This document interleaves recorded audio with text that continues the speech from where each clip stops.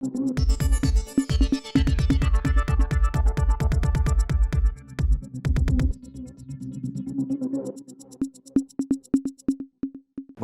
இது news focus Tamil. இன்றைக்கி நம்மளோட அரசியல் பேச மூத்த பத்திரிகையாளர் திரு பிரியன் அவர்கள் இணைந்திருக்கிறார். சார் வணக்கம். வணக்கம் சார். மோடி 24 தேர்தலுக்கு பிறகு அவருக்கு இங்கே பெரும்பான்மை இழந்ததுக்கு பிறகு பார்த்தீங்கன்னாவே பல நெருக்கடிகள் எதிர்க்கட்சிகளால் எதிர்கொள்கிறாரு. கூட்டணி கட்சிகள்லாம் சமயத்தில் சில நெருக்கடிகளை எதிர்கொள்கிறாரு. இப்போ உள்ளுக்குள்ளே அவரால் அரசியல் செய்ய முடியல. இதன் காரணமாக வெளிநாட்டோட விசிட்டுங்கிறத ரொம்ப அதிகமாக மேற்கொள்கிறார் அப்படிங்கிறத புரிஞ்சிக்க முடியுது.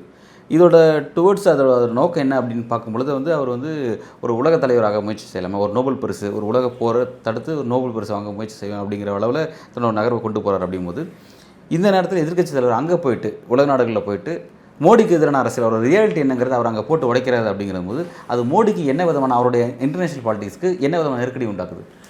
கண்டிப்பாக அவருக்கான இமேஜ் குறையும் இல்லைங்க.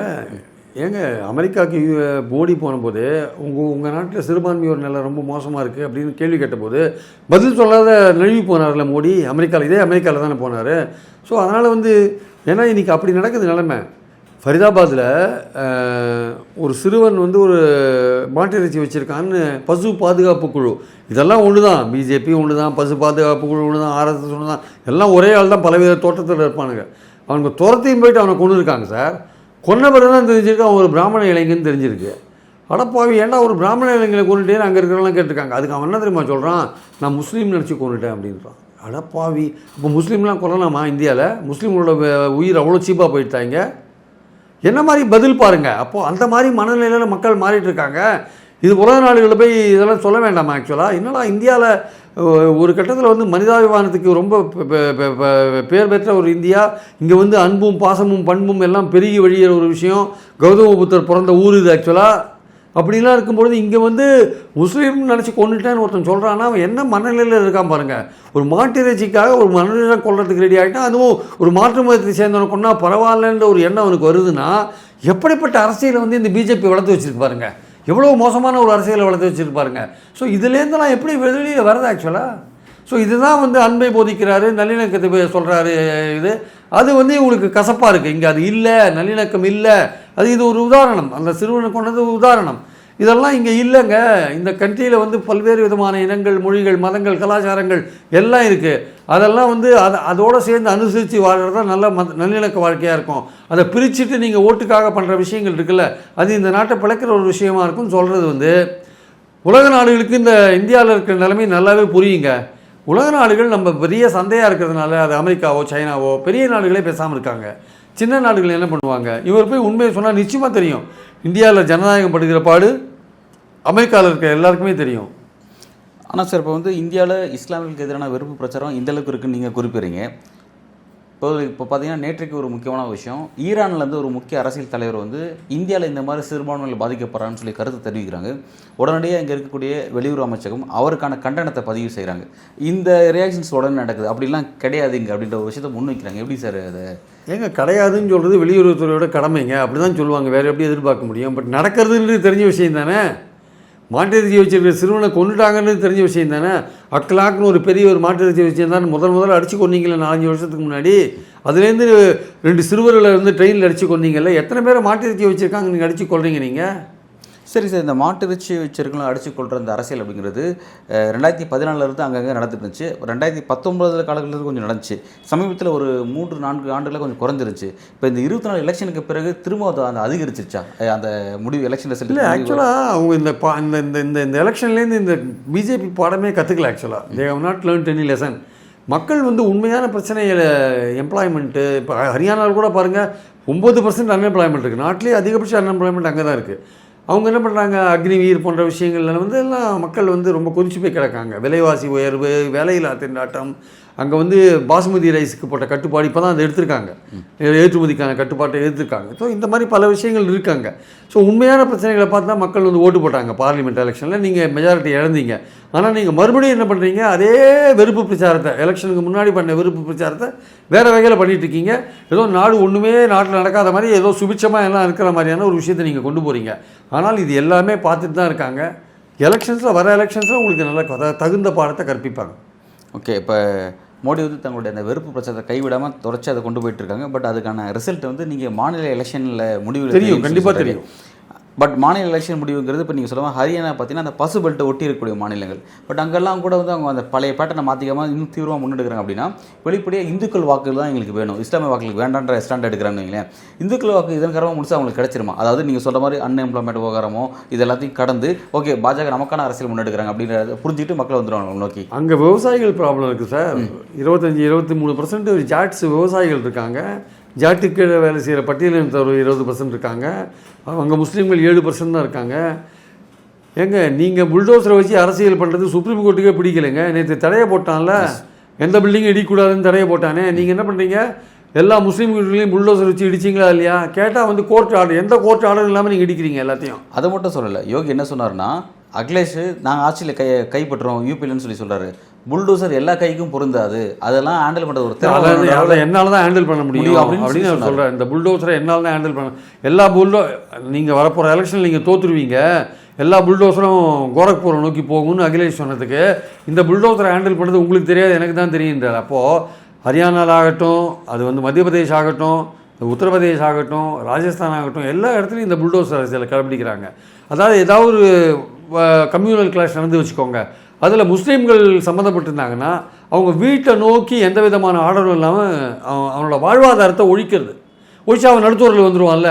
இது எவ்வளோ மோசமான எண்ணம் பாருங்கள். அவனை நீங்கள் வன்முறையில் ஈடுபட்டானா அவனை கோர்ட்டில் ப்ரொடியூஸ் பண்ணுங்கள், தண்டனை வாங்கிக்கொடுங்க. ஆனால் நீங்கள் சர்வாதிகாரத்தனமாக நீங்கள் இதை பண்ணுறீங்கல்ல, ஒரு வீட்டை இடிக்கிறதுன்றது அது எவ்வளோ பெரிய மோசமான செயல். நமக்கு ஒரே நம்பிக்கை சுப்ரீம் கோர்ட் தான். நேற்று அவங்க சொல்லிருக்கு, ஆனால் அதை ஃபாலோ பண்ணுவாங்களா?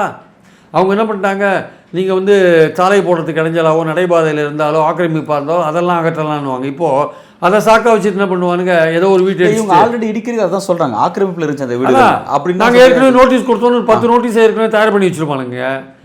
மத்திய பிரதேசில் ஒரு முக்கியமான முஸ்லீம் வீட்டை இடித்தாங்க. நான் இதில் வந்து இப்போ நடக்கிற எலெக்ஷன் நடக்க போகிற ஹரியானாவில் ஒரு குறிப்பிட்ட மாவட்டத்தில் 80% முஸ்லீம்ஸ் இருக்காங்க. அங்கே பலரது வீடு இடித்தாங்க. நூறு மாவட்டத்தில், NUH நினைக்கிறேன் அந்த மாவட்டத்தில். இந்த மாதிரி உத்தரப்பிரதேசில் கேட்கவே வேண்டாம். அப்போ என்ன பண்ணுவாங்க, அது ஆக்கிரமிப்பாக இருக்குது, சாலை ஓரத்தில் இருக்குது. எப்படி இந்த கொடி கம்பம் வைக்கும்போது போலீஸ் அப்ஜெக்ட் பண்ணுவானோ அந்த மாதிரி இவங்க அப்ஜெக்ட் பண்ணிவிட்டு பழைய டேட்டில் ஒரு நோட்டீஸை இஷ்யூ பண்ணிவிட்டு இடிச்சிடுவாங்க. இது சுப்ரீம் கோர்ட்டுக்கெல்லாம் இவங்க அந்த யோகிலாம் பயப்படவே மாட்டாங்க. அவர் என்ன நினைக்கிறார் அதுதான் பண்ணுவார். மக்களாக பார்த்து தீர்ப்பு கொடுத்து அவர் அகற்றினா தான் உண்டு. அவர் அகற்றினா மட்டும் போகாது. இந்த பார்த்துட்டு இருக்கிற சென்ட்ரலில் இருக்கிற பிஜேபி கவர்மெண்ட் இருக்குல்ல, அதுக்கும் வந்து ஒரு நோட்டீஸ் இஷ்யூ பண்ணணும் சுப்ரீம் கோர்ட்டு. இதெல்லாம் பார்த்துட்டு இருக்கே, இதெல்லாம் நடவடிக்கை எடுக்க மாட்டியா? உங்கள் கவர்மெண்ட் தான் நடக்குது, ஸ்டேட்டில் இந்த மாதிரி வந்து சட்டத்தை மீறி இந்த மாதிரி இடிக்கிறாங்களே அப்படின்லாம் கேட்கணும். அது போன்ற நேரத்தில் வந்து எதிர்க்கட்சிகள் வந்து அதை தடுக்கக்கூடிய அந்த பாதிக்கப்படக்கூடிய மக்களுக்கு எந்த அளவுக்கு அரணா இருக்காங்க அந்த ஸ்டேட்டில்? இந்தியா கூட்டணி கூட மற்ற கட்சி இல்லை, அகிலேஷ் யாதவ் அதுக்காக குரல் கொடுத்து தானே இருக்காரு. ஆனால் முடியல. ஏன்னா அதிகாரத்தில் இருக்கிறவங்க நினச்சபடி பண்ணுறாங்கங்க. போலீஸை வச்சு அவங்க பாட்டு இடிச்சிட்டு போகிறாங்க. பாதிக்கப்பட்டவன் நடு ரோடு நின்று கத்துறான், புலம்புறான். எதிர்கட்சிகளாக என்ன பண்ணியும், வேறு வீடு வேணால் கட்டித்தரலன்னு சொல்லலாம் தவிர மற்றபடி வேறு என்ன பண்ண முடியாது? உதவித்தொகை வேணால் கொடுப்பாங்களே தவிர மற்றபடி அரசியல் ரீதியாக தான் நீங்கள் அவங்கள எதிர்கொள்ள முடியும். அப்போ எலெக்ஷனில் தான் எதிர்கொள்ள முடியும். இப்போ எலெக்ஷன் வரும்போது இவங்க பெரும்பான்மை பாலிடிக்ஸை பண்ணி ஓட்டு வாங்கணும்னு ட்ரை பண்ணுவாங்க. அவங்களுக்கு என்னென்னா, உத்தரப்பிரதேசில் தோற்றுட்டாங்க சார், அதிகமான இடங்கள் பெற முடியல, அவங்க ரொம்ப கோவத்தில் இருக்காங்க. அதனால் அவங்க இன்னும் கோவத்தை அதிகமாக காமிக்கிறாங்க. நம்ம இந்துத்துவ பாலிடிக்ஸ் தான் நமக்கு தோல்வியை கொண்டு வந்ததுன்னு அவங்களுக்கு தெரியுது. அதே மாரி இல்லைல்ல, நீங்கள் உங்களால் தான் எங்களுக்கு தோல்வி வந்ததுன்னு போட்டு இடிக்கிறாங்க எல்லாத்தையும். சார், இப்போ நான் கேட்கணும்னு நினைக்கிறது என்னென்னா, இந்த புல்டோசர் பாலிடிக்ஸ் இஸ்லாமியர்களை வந்து இடித்து அவங்களோட வீடுகள் இடிக்கிறதா இருக்கட்டும், அல்லது வந்து அந்த பகுதிகளில் வெறுப்பு பிரச்சாரம் ரொம்ப அதிகப்படுத்ததாக இருக்கட்டும், இதை வந்து அங்கே இருக்கக்கூடிய இந்துக்களுடைய மென்டாலிட்டி என்ன? அவங்க அதை எப்படி ரசிக்கிறாங்க? அதை ரசிக்கிறாங்களா, அல்லது அரசு எடுக்கிற முயற்சிக்கு அவங்க ஆதரவாக நிற்கிறாங்களா, இல்லை வெறுப்பாக பார்க்குறாங்க? அது எப்படி? எல்லா இந்துக்களும் வந்து இந்த மாதிரியான அரசியலை விரும்ப மாட்டாங்க. இந்த மாதிரியான அக்கிரமமான அரசியல் புல்டோசரை விரும்ப மாட்டாங்க. இந்துக்கள்லாம் வந்து அவங்க நிச்சயமாக மனசுக்குள்ளே நினைப்பாங்க, அவன் என்ன தப்பு, அவங்களாம் அண்ணனும் தம்பியாக பழையனாங்க நேற்று வரையும். ஆமாம், அப்படி இருக்கும்போது அதனால தான் நான் அந்த கேள்வி கேட்குறேன், எப்படி வந்து அந்த மக்கள் அதை பார்ப்பாங்க? இவங்க அதனால தான் தோக்கடிச்சாங்க. வரப்போகிற எலெக்ஷன்லையும் தோக்கடிப்பாங்க. அங்கே அப்படி தோக்கடிச்சாங்க. அதே அரசியல் வந்து எனக்கு தெரிஞ்சு வந்து இது மத்திய பிரதேஷ், உத்தரப்பிரதேஷ், ராஜஸ்தானில் கூட பின்பற்றுறாங்க, ஹரியானாவில் நீங்கள் சொல்ல பின்பற்றுறாங்க. அப்படி இருக்கும்போது மத்திய பிரதேசத்தை பற்றி நம்ம 29 அப்படி தூக்கி அள்ளி கொடுக்குறாங்களே. அங்கெல்லாம் ஆழமாக வேரூன்றி இருக்குங்க இந்த இந்துத்துவ பாலிசி. அங்கே முஸ்லீம் வெறுப்புன்றது வந்து அப்படியே ஆரம்பத்துலேருந்து கட்டமைச்சிட்டாங்க சார். வீட்டுக்கு வீடு அங்கே RSS இருக்காங்க மத்திய பிரதேசில், வீட்டுக்கு வீடு RSS இருக்கான். ஆனால் ஒரு காலத்தில் காங்கிரஸ் அங்கே நல்லா வந்திருக்கு, ஆனால் இங்கே நல்லா வளர்ந்துட்டாங்க. ஆனால் வெறுப்பு பிரச்சாரத்தை ரொம்ப டீப்பாக கொண்டு போயிட்டாங்க. அதுதான் ராகுல் காந்தி ரொம்ப பாடுபடுறாரு. இதை அகற்றுறது வந்து சாதாரண விஷயம் கிடையாதுங்க. மக்கள் இந்த இவங்க போட்டிருக்கிற வெறுப்பு அரசியல் விதைன்றது அப்படியே ஆலமரமாக வளர்ந்துருக்குங்க. ஆக்சுவலாக இதை வெட்டுறதுன்றது சாதாரண விஷயம் கிடையாது. இதுக்கு இந்தியா கூட்டணி இந்த ஒற்றுமையோடு இருந்தால் வெட்ட முடியாது. இந்தியா கூட்டணிக்கு இன்னும் நல்ல ஒற்றுமை தேவை. இந்த மம்தா ஒரு பக்கம், கெஜ்ரிவால் ஒரு பக்கம்லாம் இருந்தால் இது சரி பண்ண முடியாது. அனைத்து எதிர்க்கட்சிகளும் ஒன்று சேரணும். இவங்கள இந்த நிதிஷ்குமார் மாதிரி ஆட்கள்லாம் இது மாதிரிலாம் ஆதரவுலாம் கொடுக்கவே கூடாது. ஆக்சுவலாக இவங்கெல்லாம் வெளியில் வந்துட்டு உண்மையான எதிர்கால இந்தியாவை ஒரு அன்பும் பாசமும் நல்லிணக்கமும் நேசமும் இருக்கிற இந்தியாவை கட்டமைக்கணும்னா கண்டிப்பாக இந்த எதிர்க்கட்சிகள் ஒன்றுபட்டால் தான் முடியும், இல்லாட்டி முடியாது. இல்லை, இந்திய அரசியல் அதுக்கான வாய்ப்புகள் இருக்குதுன்னு பார்க்குறீங்களா? இல்லை, எனக்கு தெரிஞ்சு இப்போ தற்காலிகத்தில் எனக்கு தெரிஞ்சு நம்பிக்கையான ஒரு சீன் இல்லைங்க ஆக்சுவலாக. ஆனால் வரணும்னு எதிர்பார்க்குறோம். அதை ராகுல் காந்தியால் பண்ண முடியும்னு நினைக்கிறேன். இல்லை, ஆல்ரெடியே பார்த்தீங்கன்னா மோடியோட இந்த வெறுப்பு அரசியல், மோடியோட இந்த சர்வாதிகார அரசியலுக்கு எதிராக தான் இந்தியா கூட்டணிங்கிறது ஒன்று எமர்ஜ் ஆச்சு அப்படிங்கிறத நம்ம பார்த்தோம். ஆனால் அது வந்து அந்த நாடாளுமன்ற தேர்தலுக்கு பிறகு பார்த்தீங்கன்னா அப்படியே திரும்ப எங்கே ஆரம்பிச்சாலும் பல இடத்துல வந்து நின்றுருக்காங்க. ஹரியானாவில் பார்த்தீங்கன்னா ஆம் ஆத்மியும் காங்கிரஸும் தனித்தனியாக போட்டிடுறாங்க. ஒவ்வொரு ஸ்டேட்ஸில் இந்த மாதிரி மாற்றி ஜம்மு காஷ்மீரில் அதே மாதிரி தான் இருக்குது. ஃபருக் அப்துல்லா தனியாக நிற்கிறாரு, மெஹபூபா முஃப்தி தனியாக நிற்கிறாங்க. இப்படி தான் போயிட்டுருக்கு. அப்போ வந்து திரும்ப ஆரம்பிச்சதுக்கு போய் நின்ட்டாங்களா? இனி அவ்வளோதானா? இப்போ திரும்ப அதே மோடியோட ஆட்டத்துக்கு அனுமதி இவங்க கொடுக்குறாங்களா? எப்படி பார்க்கலாம் அது? அதாவது இந்தியா கூட்டணியில் இருக்கிறவங்களுக்கு இந்த யதார்த்த நிலைமை நல்லாவே புரியும். பாஜக எப்படி நடந்துக்குது, எப்படிப்பட்ட வெறுப்பு அரசியலை மக்கள் மனதில் விதைத்திருக்குன்னு அவங்களுக்கு நல்லா தெரியும். ராகுல் காந்தி போகிற இடங்களெல்லாம் சொல்கிற ஒரு அன்புக்கு கட்டுப்பட்ட இந்தியா, அன்பால் இணைக்கிற இந்தியான்னு சொல்கிறாருல்ல, அந்த விஷயங்கள்லாம் வந்து பாஜக எதிர்க்கிறதையும் நடக்காதுன்னு தெரியும். அப்போ பாஜகவை எதிர்க்கிறதுக்கு என்ன விதமான அரசியல் பண்ணணும்னு தெரியும். ஹரியானாவில் ஆம் ஆத்மியை சேர்க்கணும்னு சொல்லிட்டு ராகுல் காந்தி சொல்கிறார்.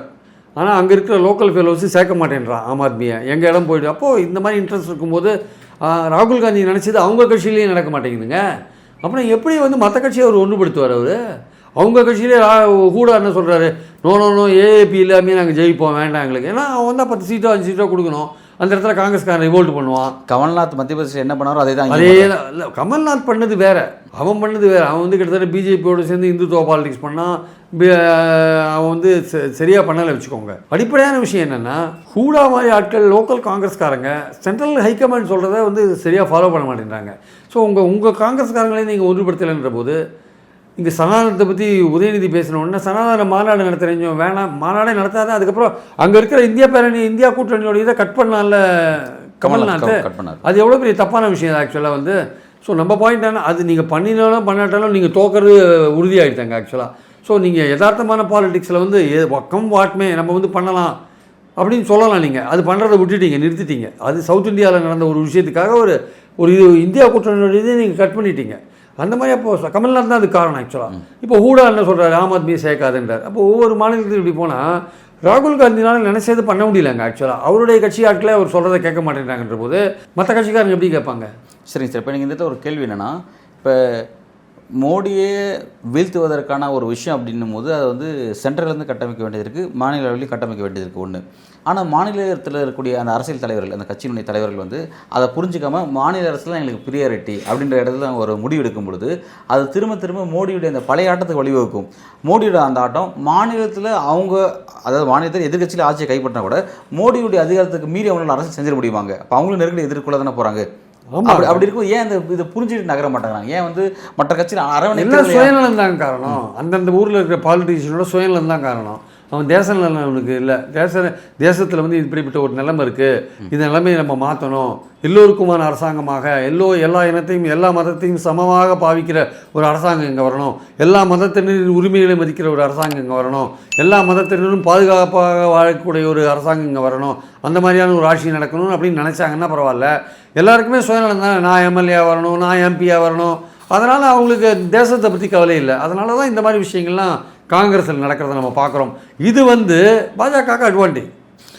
Right sir. இப்போ வந்து மோடியை வீழ்த்துவதற்கான அப்படி ஒரு இந்திய கூட்டணின்றது உருவாக்குறதான காரணம் அந்த அளவுக்கு எதிர்கட்சியை நெருக்கடிக்குள்ளாக்கினார் மோடி. அந்த 2019 24 காலகட்டத்தில் பெரிய நெருக்கடிக்குள்ளாக்கினார். அதன் காரணமாக இந்திய கூட்டணின்றது ஒன்று ஃபார்ம் ஆச்சு. இப்போ வந்து மாநில கட்சிகள் அதை புரிஞ்சுக்காமல் திரும்ப அவங்க சொந்த அரசியல் நோக்கி நகராங்க. அதே போல் இந்திய கூட்டணியும் உடஞ்சி தனித்தனியாக நகராங்க அப்படின்னும் போது அப்போ மோடி வந்து இன்னும் தன்னுடைய அந்த ஆக்டோபஸ்காரங்களை இன்னும் அதிகப்படுத்த வேண்டியது இருக்கா? இவங்களை இன்னும் நெருக்கடிக்குள்ளாக்கணும்னா மறுபடியும் பழையபடி ஒன்றாகுவாங்களா? அவர் இன்னும் கொஞ்ச நாள் கழிச்சு என்ஃபோர்ஸ்மெண்ட்டை மறுபடியும் விட்டால் தான் ஒன்றா, அப்போ தான் எல்லாத்தையும் என்ஃபோர்ஸ்மெண்ட் சிபிஐலாம் மறுபடியும் போனால் தான் அப்போ தான் ஐயோ நம்ம தப்பு பண்ணிட்டோமே அப்படின்னு ஒன்றா வாங்கன்னு நினைக்கிறேன். ஏன்னா இவங்க உண்மையான நிலைமையை உணர்ந்து ஒன்றாக வேண்டிய கட்டாயம் இருக்குங்க. அதை விட்டுட்டு வந்து இவங்க கட்சிக்குள்ளேயே ஒன்றுபடுத்த முடியல, இவங்க கட்சிக்குள்ளேயே டிசிஷன் இம்ப்ளிமெண்ட் பண்ணுற ராகுல் காந்தி இன்றைக்கி இருக்கிறதுல ஒரு நல்ல ஒரு ஆல்டர்னேட் தலைவராக இருக்கார், அவருக்கான செல்வாக்கு இருக்குன்றதுலாம் உண்மை.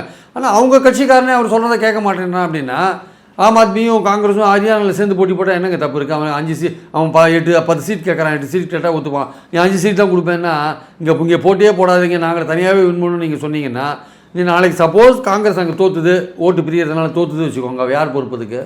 அப்போ ஒட்டுமொத்தமாக காங்கிரஸ் இமேஜ் தான் அவுட் ஆகும். அப்போது காங்கிரஸ் ஏன் பேசாமல் இருக்குது? காங்கிரஸுக்கு வந்து இரும்புக்கரம் இல்லை, ஸ்டேட் யூனிட்ஸை வந்து கண்ட்ரோல் பண்ணுறதுக்கான இரும்புக்கரம் அவன்கிட்ட இல்லை, அவர்கிட்ட இல்லை, ராகுல் காந்திகிட்டே இல்லை போட்டுருக்கு ஆக்சுவலாக. Yes sir. இப்போ ராகுல் காந்தி வந்து ஒரு பெரிய கரிஸ்மாட்டிக் லீடராக எமர்ஜ் வந்தால் கூட அது வந்து எதிர்கட்சியில பயப்படுறதே சொந்த கட்சியில பயப்பட மாட்டேங்கிறாங்க. சொந்த கட்சியை கண்ட்ரோல் பண்ண முடியலைங்க. இல்லாட்டி ஒரு ஆம் ஆத்மிக்கும் காங்கிரஸுக்கும் ஹரியானா உடன்பாடு வந்திருக்கும்ல, ஏன் வரல? அது ஆக்சுவலாக பல விஷயங்களை இந்தியா கூட்டணி பார்லிமெண்ட் தேர்தலுக்கு முன்னாடியே ராகுல் காந்தி நினச்ச பல விஷயங்கள் நடக்கலை ஆக்சுவலாக வந்து. ஸோ அதுதான் நிலைமை அங்கே ஆக்சுவலாக. ஸோ அதனால் வந்து இப்படி இருந்ததுன்னா மோடிக்கு அட்வான்டேஜாக தான் இருக்கும். அது வந்து நீங்கள் சொல்கிற மாதிரி வந்து ராகுல் காந்திக்கு செல்வாக்கு ஏறலாம், தனிப்பட்ட முறையில் வேணால் ஏறலாம். நாளைக்கு ஒரு ஹரியானாலேயோ ஜம்மு காஷ்மீர்லேயோ ஏதோ ஒரு இடத்துல தோத்துட்டாரு வச்சுக்கோங்க, தபால்னு பள்ளத்தில் விழுந்துருவார், அவ்வளோதான். அப்போது நீங்கள் ஸ்ட்ராட்டஜியை ஒழுங்காக வகுக்கணும் இல்லையா? ஸ்ட்ராட்டஜி வகுக்கில் உங்கள் கட்சிக்காரன் கேட்கலன்னா அப்போ யாரும் சொன்னால் ஒத்துக்க மாட்டாங்க. அதனால் நீங்கள் இப்போ வரப்போகிற சட்டமன்ற தேர்தலில், பார்லிமெண்ட் தேர்தலில் அகிலேஷோடு சேர்ந்து சரியாக கூட்டணி போட்டிங்க. வரப்போகிற சட்டமன்ற தேர்தலில் அகிலேஷ் உங்களுக்கு எவ்வளோ சீட் கொடுப்பாரு தெரியாது. அப்போ அங்கே இருக்கிற லோக்கல் காங்கிரஸ்காரன் நான் அகிலேஷோடு நிற்க மாட்டேன் போகிறேன்னு போனான்னா பாஜக ஈஸியாக வின் பண்ணிட்டு போகும். அப்போ என்ன மாதிரியான ஆக்ஷன் வந்து காங்கிரஸ் ஹைக்கமெண்ட் எடுக்கும் தெரியாது. ஸோ ராகுல் காந்தி ஊருக்கெல்லாம் அட்வைஸ் பண்ணுறாரு, அவருடைய பாலிசியெல்லாம் சொல்கிறாரு, எல்லாம் கரெக்ட். ஆனால் அதற்கேற்றபடி அவருடைய காங்கிரஸ்காரங்களே வந்து சரியான ஒரு வழி கொண்டுறதுக்கான விஷயங்களை அவர் பண்ண முடியல ஆக்சுவலாக. இந்த நிலைமை வந்து மோடிக்கு அட்வான்டேஜான ஒரு சூழலை உண்டாக்குது ஆக்சுவலி. நான் இப்போ அரசியல் விமர்சகர்கள் வந்து தெளிவாக தங்களோட பார்வைகளை முன்வைக்க ஆரம்பிச்சிட்டாங்க. வரக்கூடிய மாநில தேர்தல்களில் மகாராஷ்டிரா, ஹரியானா, ஜம்மு காஷ்மீர் போன்ற மாநில தேர்தல்களில் அங்கே எதிர்க்கட்சிகள் வெற்றி பெறுறது அப்படிங்கிறது ஒன்றியத்தில் ஆட்சியில் இருக்கக்கூடிய மோடிக்கு ஒரு பெரிய நெருக்கடியை பொலிட்டிக்கலாக உண்டாக்கும். அது பாஜகக்குள்ளே அவருக்கு எதிரான ஒரு ஃபேக்டரை வந்து பெரிய அளவில் கலப்பும் அப்படின்னு சொல்லப்படக்கூடிய விஷயத்தை, அப்படி ஒரு விஷயத்தை அரசியல் விமர்சகர்கள் வைக்கக்கூடிய அந்த பார்வைகளை இங்கே இருக்கக்கூடிய மாநில கட்சிகள், அதாவது தேசிய கட்சிகளுடைய மாநில தலைவர்கள் அதை புரிஞ்சுக்க தவறுவது அப்படிங்கிறது அது என்ன விதமான என்ன நெருக்கடி இந்திய அரசியல் என்ன விதமான நெருக்கடிகள் உண்டாகும்? இந்திய அரசியலில் இன்னும் வந்து இந்துத்துவ பிரச்சாரம் அதிகரிக்கும், மத வெறுப்பு பிரச்சாரம், வெறுப்பு அரசியல் இன்னும் கூடுதலாக நடக்கும். அதை பார்த்துட்டு பாஜகவோட கூட்டணி கட்சியான நாயுடும் நிதிஷும் கூட பேசாமல் தான் இருப்பாங்க. ஏன்னா அவங்களுக்கு வெளியில் வந்தால் வேறு ஆல்டர்னேட் கிடையாது. அவங்களும் பேசாமல் தான் இருப்பாங்க. அவங்க பாலிசி என்னவோ நாளைக்கு எல்லாத்தையும் பண்ணிட்டு தான் இருப்பாங்க அவங்க. அது காங்கிரஸ் தான் வந்து அவங்க கட்சியை சரி பண்ணணும். காங்கிரஸில் வந்து இப்போ தேவை வந்து இரும்பு கரம் கொண்டு அந்த கட்சியை நடத்தக்கூடிய ஒரு தலைவர் தேவை. ராகுல் காந்தி அந்த விஷயத்தில் தெளிவாக இருக்கணும். அது தெளிவாக இல்லைன்னா ரொம்ப கஷ்டம். அவர் நினைக்கிற விஷயத்தை நடத்த முடியலைன்னா அப்புறம் எதுக்கு அந்த கட்சியை நடத்துகிறார்? ஆக்சுவலாக இந்த 4 எலெக்ஷனில் பாஜக தோற்றுதுன்னா அவருடைய செல்வாக்கு அடி வாங்கும், அந்த கட்சி மத்தியில் இருக்கிற ஆட்சியை கவிழறதுக்கான வாய்ப்பு கூட இருக்குது. அதை உணர்ந்து அவங்க நடக்க வேண்டாமாங்க ஆக்சுவலாக. அப்போ காங்கிரஸ்காரனே சொல்கிறத கேட்கலன்னா நாளைக்கு மகாராஷ்டிராவில் என்ன நிலைமை வரும்னு சொல்ல முடியாது, ஜார்க்கண்டில் என்ன நிலைமை வரும்னு சொல்ல. கூட்டணியில் பேச்சுவார்த்தை உங்களுக்கு இவ்வளோ தான் இடம் கொடுப்பான்னு சொன்னால் கூட்டணி இல்லை, ஜார்க்கண்ட் முக்தி மோர்ச்சா கூட்டணி கிடையாதுன்னு சொல்லிட்டாங்க, என்ன பண்ணுவீங்க? அங்கே உத்தவ் தாக்கரே எனக்கு சிஎம் கொடுக்கலன்னா கூட்டணி கிடையாதுன்னு சொல்லிட்டா என்ன பண்ணுவீங்க? அப்போது இதெல்லாம் தாண்டி ஒரு லார்ஜர் இன்ட்ரெஸ்ட்டில் இந்த இந்தியா கூட்டணி ஒன்றுபடணும் அப்படின்னா அவரவர்கள் தங்கள் பொறுப்பை உணரணும். இந்த மத்தியில் இருக்கிற மோடி ஆட்சி அகற்றத்துக்கு என்னென்ன பண்ணணும்? இங்கே வின் பண்ணால் அவருக்கு ஒரு அடி விழும், அங்கே வின் பண்ணால் அவருக்கு அடி விழும், அங்கே வின் பண்ணால் பாஜக இப்படி ஒரு அடி விழும். அதை உணர்ந்து அவங்க செயல்பட்டாங்கன்னா பரவாயில்ல. இல்லைங்க நாங்கள் சுயநலம், எங்களுக்கு அதிகமான சீட்டு வேணும், நாங்கள் தான் முதல்வர், இங்கே இந்த கட்சி வேண்டாம் அந்த கட்சி வேண்டாம், நாங்கள் தனியாகவே வின் பண்ணணும், இப்படிலாம் போயிருந்தாங்கன்னா அது இன்னும் மோடிக்கான ஆட்சியை இன்னும் ஸ்திரப்படுத்துமே தவிர எந்த வகையிலையும் இந்தியா கூட்டணிக்கான வெற்றிக்கு உதவாது. எதிர்க்கட்சிகள் இதை உணர்ந்து எந்த அளவுக்கு வரக்கூடிய காலகட்டத்தில் அரசியல் செய்கிறாங்க அப்படிங்கிறத பொறுத்திருந்து பார்ப்போம் சார். பல்வேறு கேள்விக்கு ரொம்ப ஆழமாக உங்களோட கருத்தை வழங்குறீங்க. நன்றி.